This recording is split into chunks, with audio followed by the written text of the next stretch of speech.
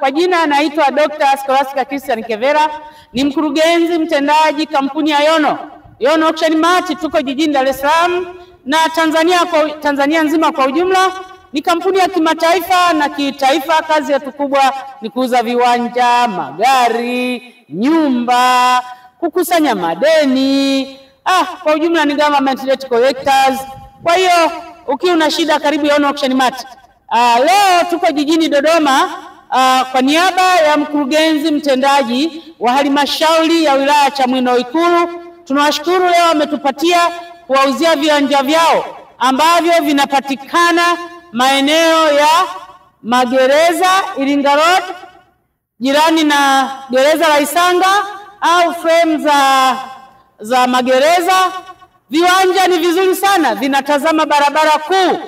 Viwanja vina square mita mbalimbali. Kuna square mita 4,000, kuna square mita 1,000, kuna square mita 2,000, kuna square mita 3,000. Viwanja hivi ni vizuri sana, vinafaa kwa biashara, frame za biashara, yadi za magari, kujenga loji, hotels.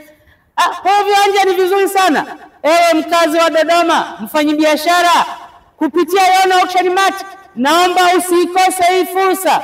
Mnada utafanyika tarehe 21 mwezi wa 6 mwaka 2025 kuanzia saa 4:30 maeneo haya ya gereza la Isanga.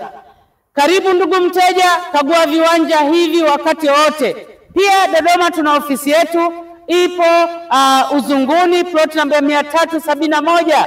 Kwa hiyo ukihitaji kutembelea viwanja hivi, kwa wakazi wa Dodoma, tembelea ofisi zetu zilizoko Dodoma. Namba zetu za simu ni 0754 497 124 na 0764 66 84 51. Hizi zinapatikana makao makuu.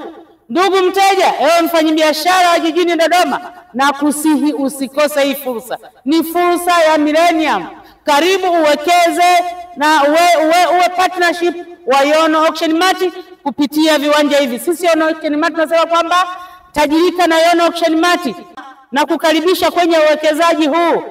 Anza kunoa kisu chako, kwa maana mwenye kisu kikali ndo atakaye kula nyama. Angalia kiwanja hiki, kina square mita 2,400 plus na nyumba kubwa unavyoliona hili. Unataka nini? Njoo uwekeze na Yono Auction Mart and Company Limited. Karibu sana, tarehe 21 mwezi wa 6 2025 kuanzia saa 4:30.